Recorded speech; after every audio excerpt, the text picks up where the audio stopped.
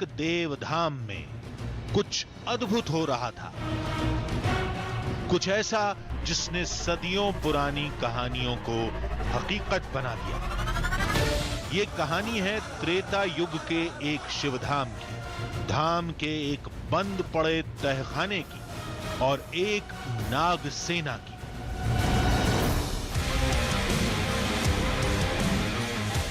महीनों बाद जब मंदिर खुला तो तस्वीरों ने होश उड़ा दिए।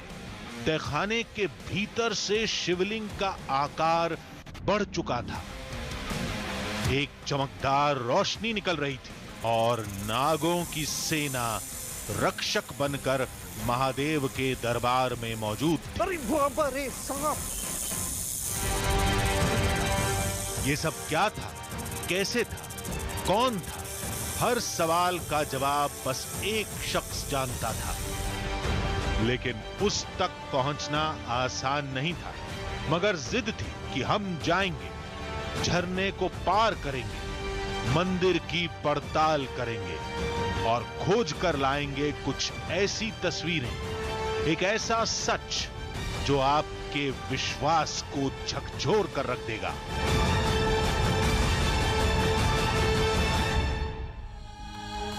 आधी हकीकत आधा फसाना।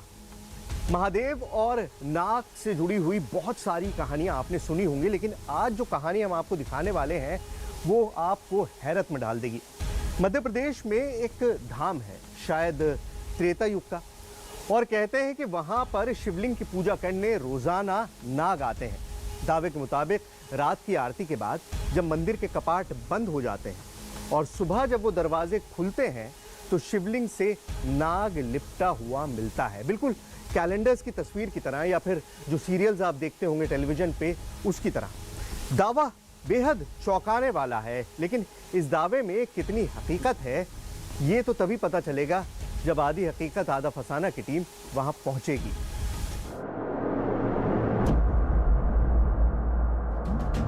यहां पर अब शाम ढल चुकी है, यानी कि वो वक्त जब मंदिर की आरती होने के बाद उसको बंद कर दिया जाएगा।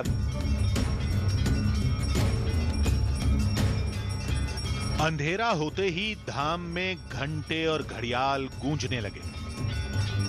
आरती कर रहे सभी के चेहरे पर डर का साया था।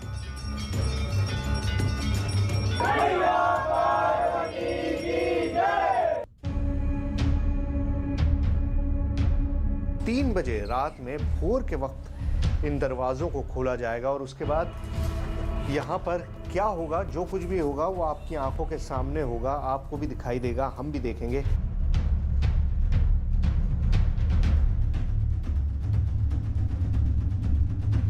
तो पुजारी जी ने पूरा, देखिए दरवाजा बंद हो रहा है, तो ये बिल्कुल अब फाइनल मोमेंट्स हैं। क्या आज रात भी महादेव के रक्षक सांप इस धाम में आएंगे? क्या सुबह नाग देवता शिवलिंग से लिपटे हुए दिखेंगे?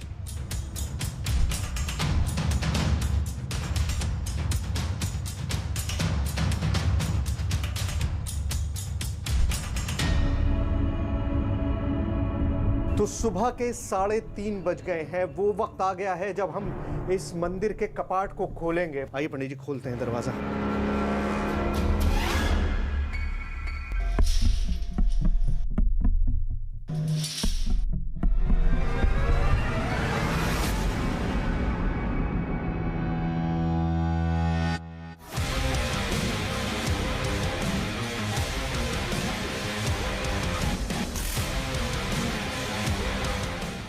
कलयुग में भी चमत्कार दिखाने के दावे से जुड़ी इस पहेली को सुलझाने के लिए कहानी को शुरू से समझते हैं। जब मन में कई सवाल लिए आधी हकीकत आधा फसाना की टीम महादेव के धाम में पहुंची।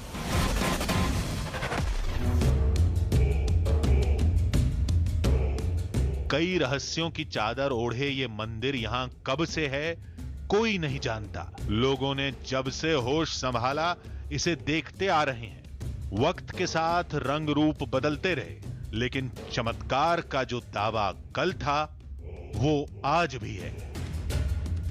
जब अपन जाते हैं, जो गद्दी अपन लगाते हैं उनके विश्राम के लिए, तो जब पट खोलते हैं तो पूजा पाठ पुनः हुआ मिलता है। और कई बार तो ऐसा हुआ है कि स्वयं साक्षात भगवान और जो है तो सर्प देवता दर्शन भी दिए हैं। सांप दिखाई दिया है। हाँ, और जैसे ही अपन दर्शन किए तैसे वो लापता हो जाते हैं। इतनी आबादी है चारों तरफ, सांप कहाँ से आ जाएगा? अंदर एकदम जो है गर्भ।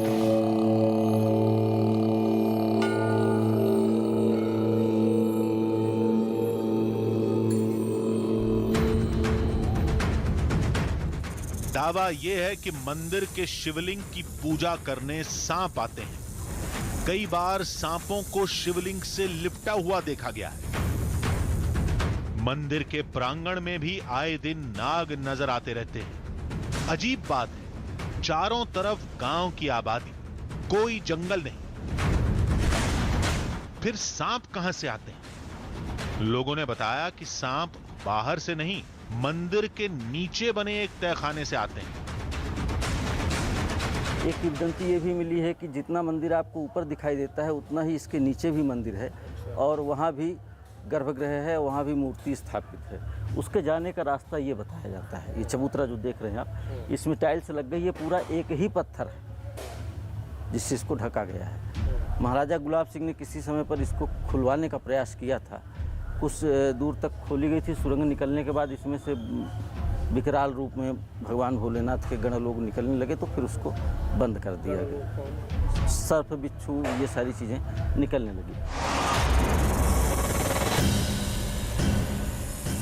मान्यता के मुताबिक चमत्कार की तस्वीर कुछ ऐसी है। मंदिर के नीचे एक तहखाना है जो एक पौराणिक शिवधाम का गर्भगृह है।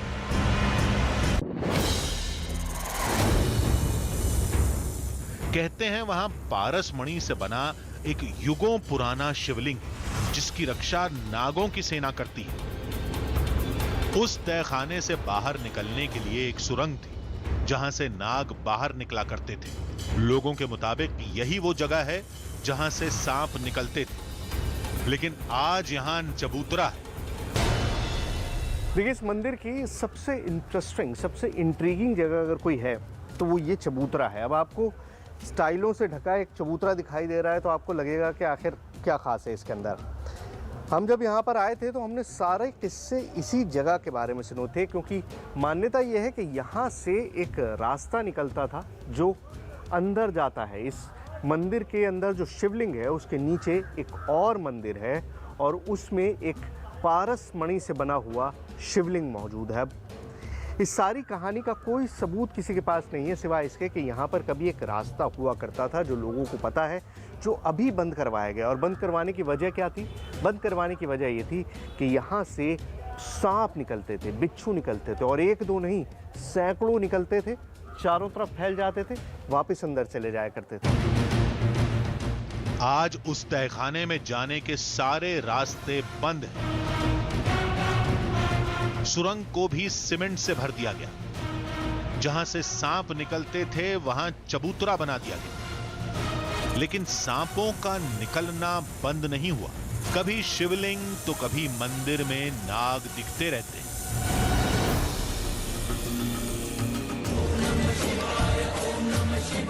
इस धाम में कुछ रहस्यमय सांप शिवलिंग की पूजा करने आते हैं, ये पड़ताल तो हमारी टीम कर लेगी। लेकिन तहखाने वाली बात कितनी सच है और तहखाने के सांप पूजा करने के लिए बाहर क्यों आते हैं?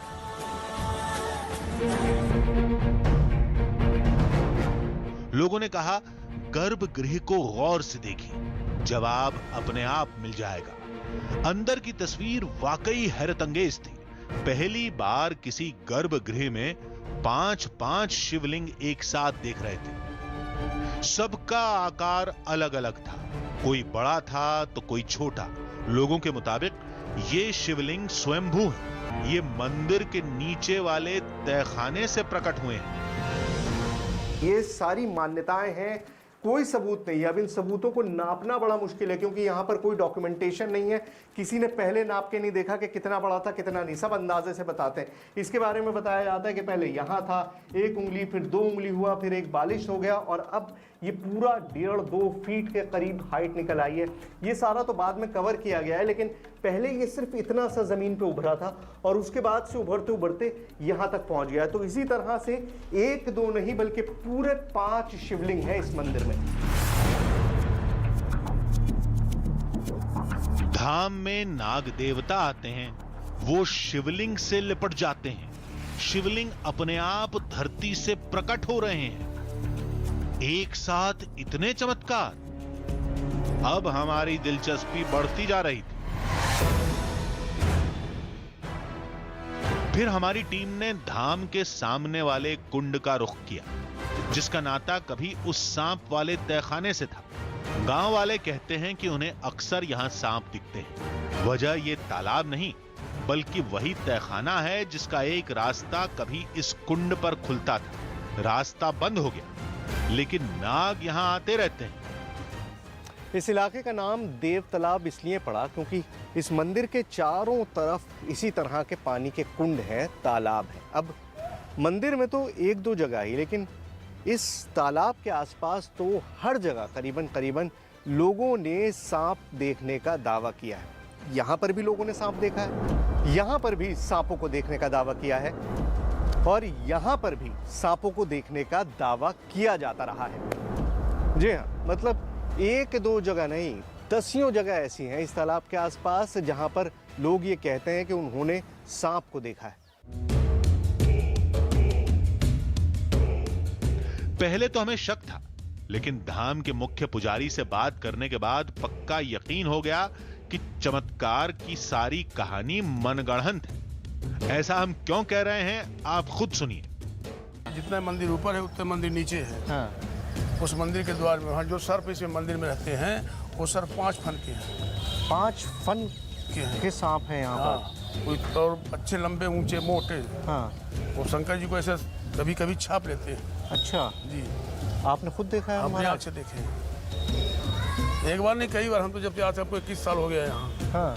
पर ये कोई मतलब ये नहीं है कि कब वो निकलते हैं, कब ऐसा करते हैं, कोई नहीं है। हाँ। जब ऐसे कभी कभी अचानक फंसते हैं। सुना आपने, 5 फन वाला सांप, जो केवल पौराणिक कहानियों में सुना गया है, तस्वीरों में देखा गया है।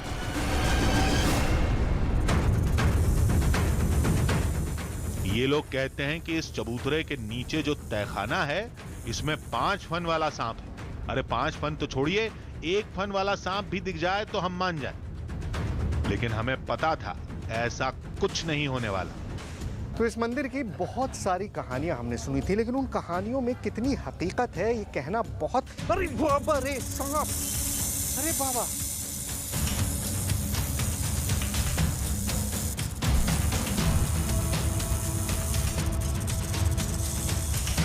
लेकिन ये क्या, ये कैसे हो सकता है? एक मोटा, लंबा, काला और बहुत ही भयानक नाग हमारी आंखों के सामने मंदिर प्रांगण में रेंग रहा था। ये तो मेरी तरफ घूम रहा। भाई कहां से आया ये? हटो हटो हटो, छोड़ो यार। कोई भ्रम नहीं, कोई शक नहीं, कोई सवाल नहीं, हमारी आंखों के सामने एक सांप मंदिर के फर्श पर रेंग रहा था। अब हम तो इस पूरी कहानी को अब तक मनगढ़ंत मानकर चल रहे थे। हमें लगा कि इस मंदिर को फेमस बनाने के चक्कर में ये पूरी कहानी रची गई है, लेकिन मंदिर में हमारे सामने एक कोबरा नाग फन फैलाए बैठा हुआ था। ये सांप कहाँ से आया था? क्या धाम के उसी तहखाने से या फिर मंदिर के बाहर बने हुए कुंड से? और क्या ये वही सांप था जो रोजाना शिवलिंग की पूजा करने आता है? इन सारे सवालों के जवाब अब मिलने वाले हैं। आइए हमारे साथ और देखिए कि उस सांप को देखने के बाद फिर क्या हुआ।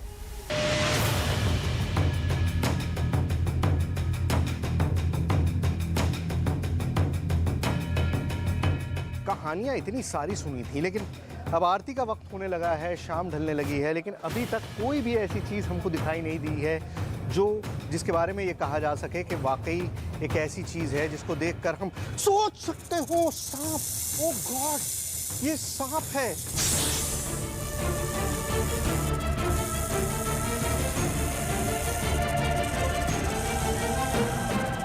सांप है, कहां से आया है? ओ, ये तो मेरी तरफ ही घूम रहा। भाई कहां से आया ये? हटो हटो हटो, छोड़ो यार।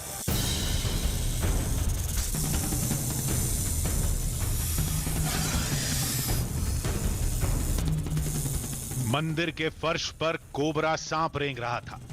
एक खौफनाक तस्वीर, लेकिन चमत्कार से कम नहीं। दावा था कि मंदिर में सांप आते हैं और सांप हमारी आंखों के सामने था। ये देखिए, ये सांप यहाँ पर मौजूद है मंदिर में, और ये नाग है। और ये मतलब मेरे पास अब लफ्ज़ नहीं है। मैंने मंदिर के बारे में सुना था कि इस मंदिर में हर तरफ सांप और बिच्छू हैं, और कहीं पे भी आप जाइए आपको सांप नज़र आ जाता है। लेकिन यहाँ पर जो देख रहा हूँ उसको मतलब मुझे नहीं पता अब किसके बारे में मैं क्या कहूँ या किससे कहूँ कि कौन क्या करेगा। ये सांप यहाँ पर है, कहाँ से आया है? क्या ये वही सांप है जो शिवलिंग की पूजा करने आता है? क्या इसका नाता उसी चमत्कार से है? पता नहीं। इस नाग ने तो हमारा दिमाग घुमा कर रख दिया था। ये नाग मेरे सामने और ऐसे बैठा हुआ है जैसे लग रहा है कि कैमरे के लिए या मेरे पास ही आने के लिए। देखिए, बिल्कुल मेरी तरफ ही चलता आ रहा है। मैंने देखिए सांप को हैंडल नहीं किया इतने करीब से। मुझे बहुत डर लग रहा है इस वक्त। मैं और ज़्यादा नहीं बोल पाऊंगा। ये सिर्फ इस वजह से मैं लगातार बोलने की कोशिश कर रहा हूँ कि आपको बता सकूँ कि मैं क्या देख रहा हूँ और क्या महसूस कर रहा हूँ। लेकिन मेरे लिए इम्पॉसिबल है कि मैं अब और कुछ भी कह पाऊँ। ऐसे हालात के लिए हमारी टीम एकदम तैयार नहीं थी। कभी पाला भी नहीं पड़ा था। और ये तो किंग कोबरा था, बेहद जहरीला और खतरनाक। ये कोबरा है। कोबरे के बारे में सुना था। बहुत कम जगहों पर आपको कोबरा दिखाई देता है। ये किंग कोबरा है, किंग कोबरा है ये। और ये किंग कोबरा यहाँ मंदिर के प्रांगण में, ये मार्बल का फर्श है, यहाँ पर ये घूम रहा है। अब हटाइए इसको, हटाइए, किसी को बुलाइए, इसको बंद करवाइए, पकड़वाओ भाई इसको, ये किसी को काट लेगा। यहाँ पर बुलवाओ। हमारी टीम तो घबराई हुई थी, लेकिन यहाँ के लोगों पर इसका कोई असर नहीं था। इनके लिए ये जैसे रोज की बात थी। पास के गांव से एक सपेरे को बुलाया गया और सांप वो वहीं ठीक मंदिर के बीच फन निकाले कुंडली मारकर बैठा था।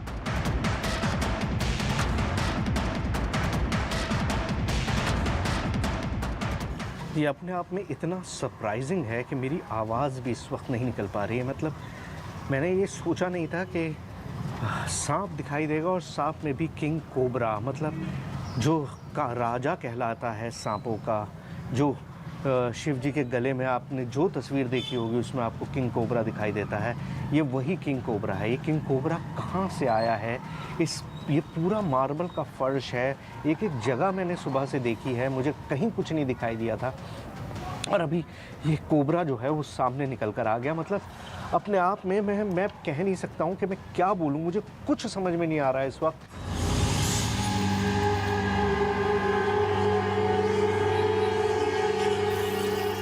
तभी सपेरा वहां पहुंचा।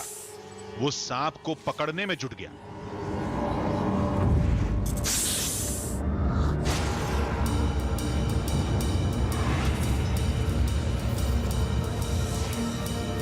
फाइनली हमने एक स्नेक कैचर को बुलाया। इस इलाके में बहुत सारे स्नेक कैचर्स हैं, उनमें से एक को बुलाया है और वो इस सांप को पकड़ के ले जा रहे हैं। अब हम बाबा, ये खतरनाक है बहुत सांप। खतरनाक है किंग कोबरा।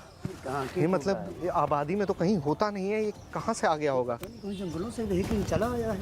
हाँ, जंगल से चला है। ये डस लेता है तो इंसान बचता तो नहीं होगा। काटने से 1 मिनट नहीं बच सकता। 1 मिनट नहीं बच सकता, तो आप इसको दूर लेके जाइए।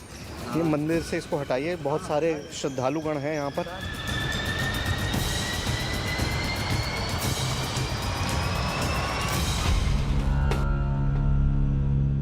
सांप पिटारे में बंद हो गया और हमारी टीम को अपनी सोच से बाहर आना पड़ा।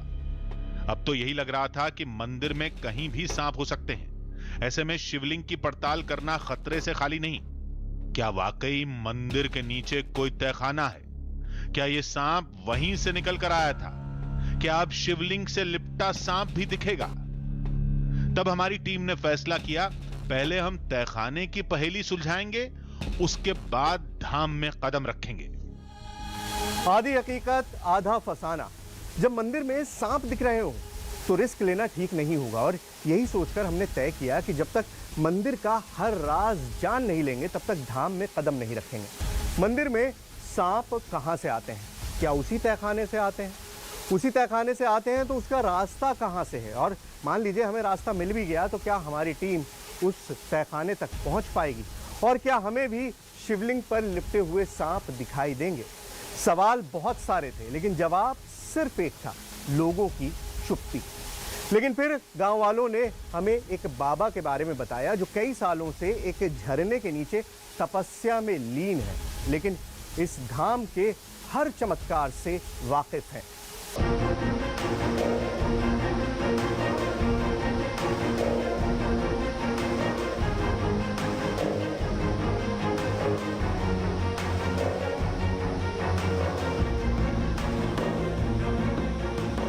देखिए, देव तालाब शिव मंदिर की सारी कहानियां मैंने सुन ली। ये समझ लिया कि किस तरह की लोग जो बातें कर रहे हैं, सांप बिच्छू देखने की, वहाँ पर शिव जी के चमत्कार की, लेकिन ये सारी बातें कहीं सुनी है, किसी ने भी अपनी आंखों से कुछ नहीं देखा है। लेकिन एक शख्स है जिसके बारे में दावा ये किया जाता है कि उसने सब कुछ अपनी आंखों से देखा है, लेकिन उस शख्स तक पहुँचने का रास्ता जो है वो इस झरने के नीचे से होकर जाता है। ये बहुती झरना है, पूरे मध्य प्रदेश का सबसे बड़ा झरना। आप इसका साइज़ देखिए, इसकी हाइट देखिए, कहाँ जो पानी गिर रहा है वो पूरा मिस्ट की तरह आ रहा है। और इस झरने के पास वहाँ दूर कुटिया में एक आदमी पिछले 40 साल से रहता है, जिसके बारे में दावा ये किया जाता है कि देव तालाब में उसने एक ऐसा चमत्कार देखा, उस शिव मंदिर का उसने एक ऐसा चमत्कार देखा जिसके बाद से उसने पूरी दुनिया को छोड़ दिया और अकेले वहाँ नीचे जंगलों में झरने के नीचे जाकर बस गया।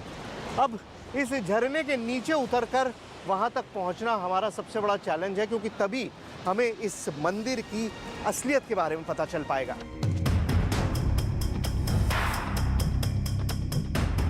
इस ऊंचे झरने की खूबसूरती किसी को भी लुभा सकती है, लेकिन इस नजारे ने हमारी टीम के रोंगटे खड़े कर दिए थे। जो बाबा उस शिवधाम के तहखाने का राज जानते हैं, उनसे मिलने के लिए हमें इस घाटी के हजारों फीट नीचे यहां पहुंचना था। लेकिन रहस्यों को सुलझाने के जुनून के आगे हर बड़ी से बड़ी चुनौती भी छोटी हो जाती है।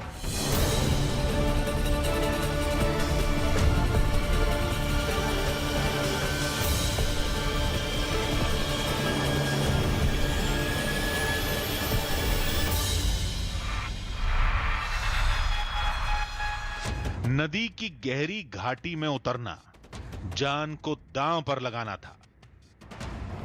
नीचे जाने की कोशिश में सबसे खतरा जो है ना, वो इस तरह की मौस से है। पानी बहुत ज़्यादा है पत्थरों पे, और ये मौस है जिसकी वजह से हर चीज़ इतनी ज़्यादा फिसल रही है, इतनी ज़्यादा फिसल रही है कि आप कब कहाँ गिर जाएंगे इसका कोई अंदाज़ा नहीं है। इसलिए बहुत संभल के एक कदम रखना पड़ेगा। झरने की ऊंचाई और घाटी की गहराई देखकर खतरे का अंदाजा तो था, लेकिन मुश्किलें कुछ ज्यादा ही पेश आ रही। इस पहाड़ में हर कदम जो है ना वो खतरनाक होता जा रहा है।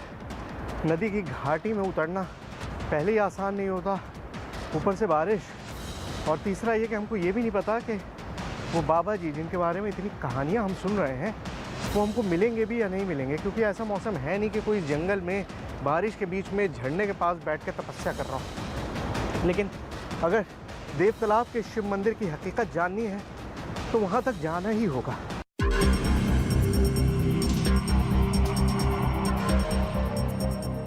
जान की बाजी लगाने के बाद भी क्या बाबा मिलेंगे? मिल भी गए तो क्या शिवधाम का रहस्य बताएंगे?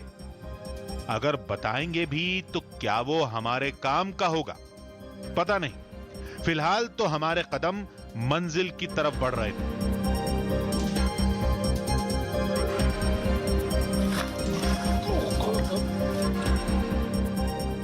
देखिए, करीबन 1.5 घंटे की ट्रैकिंग के बाद हम नदी के उस मुहाने पर पहुंच गए जहाँ पर से झरना गिरता है। और यहीं के इस पत्थर के पीछे बाबा जी की कुटिया है। तो आइए बाबा जी से बात करते हैं। जब नदियाँ उफान पर होती हैं तो उनको क्रॉस करना बहुत मुश्किल होता है और बहुत ख़तरनाक भी होता है। इस वक्त बारिश की वजह से ये नदी जो है पूरी तरह से उफान पर है और हर कदम आप इसमें रख रहे हैं। देखिए मिट्टी, देखिए किस कदर है, कुछ नहीं दिखाई दे रहा है कि नीचे पत्थर है या नहीं है या कितना गहरा है, कुछ भी नहीं पता चल रहा है। ऐसे में चोट लगने का बड़ा खतरा होता है।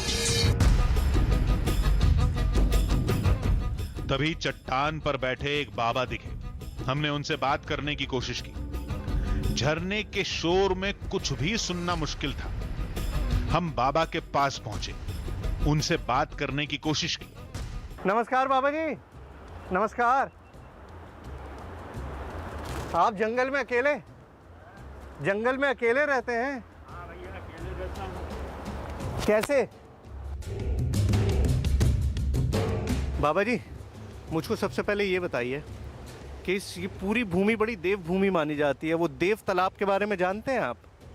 देव तालाब में जो शिव मंदिर है। हाँ, मैं खुद वही बैठा हूँ। बाबा ने जो बताया वो चौंका देने वाला था। मंदिर के नीचे वाकई तहखाना था जो बाबा के सामने ही बंद हुआ। बाबा के सामने ही नाग द्वार पर वो चबूतरा बना। तहखाने का वो एक ही रास्ता था जिसके बंद होने के बाद बाबा ने निराश होकर मंदिर छोड़ दिया और यहां तपस्या करने लगे। तहखाने के दूसरे रास्ते की कोई जानकारी नहीं मिली। हमारे पास वक्त भी नहीं था। रात होने से पहले हमें हर हाल में ऊपर पहुंचना था। बाबा जी से मिलके ये तो पता चल गया कि वो 1978 में यहाँ पर आए थे और उनका कहना है कि देव तालाब में खुद भगवान बसते हैं। अब भगवान हमें दिखाई देंगे, उसके लिए हमको कल उस मंदिर तक पहुँचना पड़ेगा, लेकिन शाम हो रही है और ऐसे में इन रास्तों से गुजरना बहुत ख़तरनाक है। अब कुछ भी हो सकता है। अब आप बंद करिए, शूटिंग बाद में करेंगे। चलिए चलिए चलिए चलिए, छोड़िए। अब हमारी टीम मंदिर की दिशा में थी। आज रात पड़ताल के अंतिम हिस्से को अंजाम देना था। देखते हैं शिवलिंग की पूजा करने सांप आता है या नहीं। मंदिर में रात की आरती की तैयारी चल रही थी। फाइनली वो वक्त आ गया है जिसका हमको इंतज़ार था।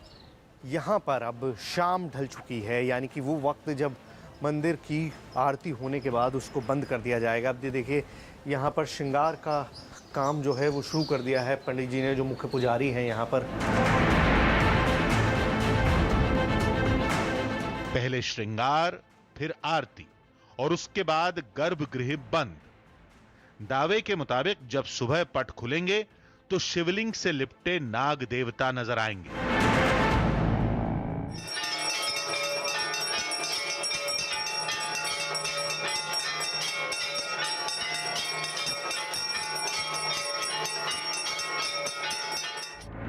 आरती के बाद मंदिर खाली होने लगा।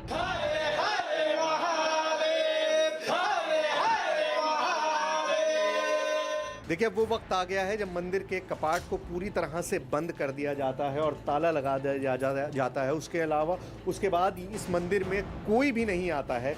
और पंडित जी आप ही ताला लगाते हैं और फिर आप ही खोलते हैं रात में? हम ही खोलते हैं।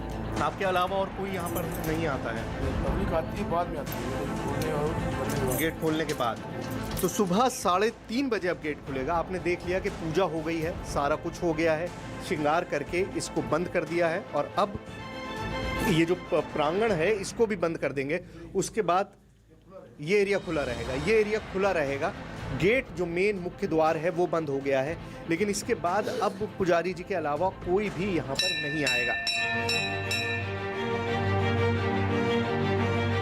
ऐसी चुनौतियों का हमने पहले भी सामना किया है, लेकिन इस बार नजर इंसान पर नहीं, एक सांप पर रखनी थी।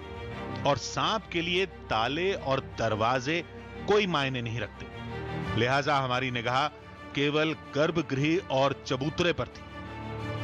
देखिए इस वक्त रात के करीबन 1 बज रहे हैं और रह के ना जाने क्यों मेरा ख्याल इस चबूतरे की तरफ जा रहा है। अभी ये जो चबूतरा है, जैसे मैंने आपको दिन में बताया था, ये असल में दरवाज़ा हुआ करता था जो ज़मीन के नीचे मंदिर है उस तक जाने के लिए। अब परमानेंटली बंद है, लेकिन पता नहीं क्यों बार बार ऐसा एहसास हो रहा है, ऐसी एक फीलिंग आ रही है कि हो ना हो इसके नीचे कुछ है। खतरा तो था, ये हम कैसे भूल सकते थे कि इसी जगह पर कल हमें एक सांप मिला था, जबकि वो दिन का वक्त था। अभी तो अंधेरी रात है। मैंने पूरा दिन इंतज़ार किया और उसके बाद एक इंसिडेंट ऐसा हुआ जिसने मुझे अंदर से हिला दिया। अब मैं आपको सच बताऊं कि एक एक कदम मैं सोच सोच के रख रहा हूं, क्योंकि यहाँ जब सांप दिन में दिख गया था तो अब इस वक्त शाम में, जबकि ऐसा कुछ है नहीं आसपास, लेकिन उसके बावजूद हर कदम रखने से पहले सोचना पड़ रहा है कि कहीं किसी ऐसी चीज़ पे तो पैर नहीं पड़ रहा। और जिस्म में ना एक अजीब सी सिरहन महसूस हो रही है। हर कदम रखते हुए लग रहा है कि पता नहीं पैर किस चीज़ पे पड़ जाएगा। घड़ी की सुइयों ने 3:30 बजे का इशारा किया। गर्भगृह के कपाट खोलने का वक्त हो गया। पुजारी के पहुंचते ही फैसले की घड़ी करीब आ गई। पंडित जी, आपने तो सुबह खोला है और आपने हमेशा ये कहा है कि आपको दिखाई देते हैं कभी कभी। हाँ, दिखते हैं हमको। आज जो मैंने देखा वो वाकई चौंकाने वाला था। मंदिर के प्रांगण में भी मुझको सांप दिखाई दिया, और अभी जब दरवाज़ा खुलेगा तब क्या होगा इसका मुझे नहीं पता है, लेकिन 3:30 बजे का वक्त है, कोई भी नहीं है सिवाय हमारे। आइए पंडित जी, खोलते हैं दरवाज़ा। और जैसे ही पर्दा हटा, ओह गॉड, ओह ये देखिए सांप मौजूद है।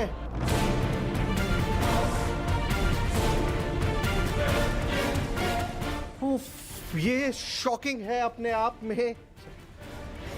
क्या बात है पंडित जी, ये क्या है? मतलब इस सर्प यहाँ पर बैठा हुआ है, कहाँ से आया? यहाँ कोई जगह नहीं थी। भोलेनाथ का संस्थान है जी, तो आते जाते रहते हैं।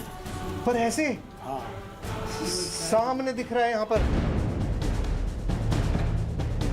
अद्भुत, अविश्वसनीय, हर कल्पना से परे। ये कैसे हो सकता है? शिवलिंग के पास एक सांप हमें साफ साफ दिख रहा था।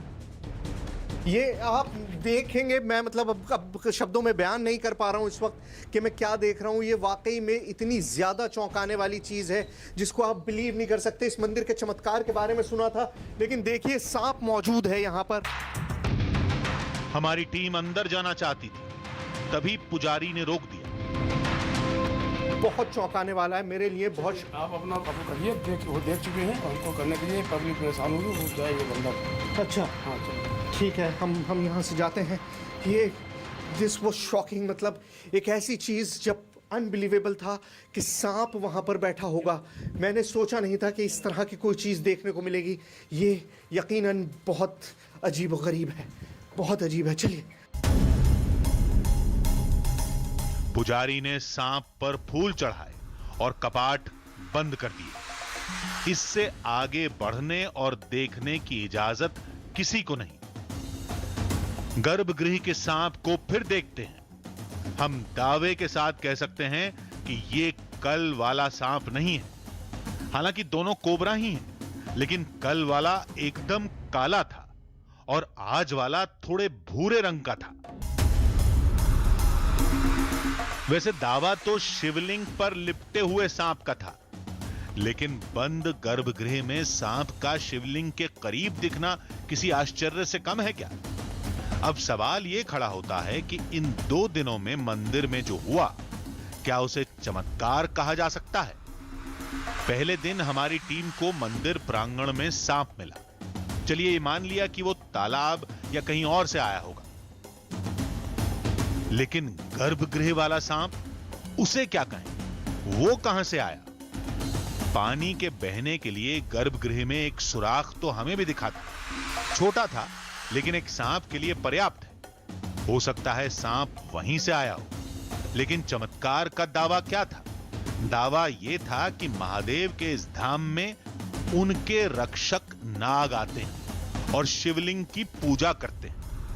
इस दावे की पड़ताल के लिए हमारी टीम ने 2 दिन मंदिर में गुजारे और दोनों दिन सांप से पाला पड़ा। अब यह इत्तेफाक है या कोई चमत्कार, ये फैसला हम आप पर छोड़ते हैं।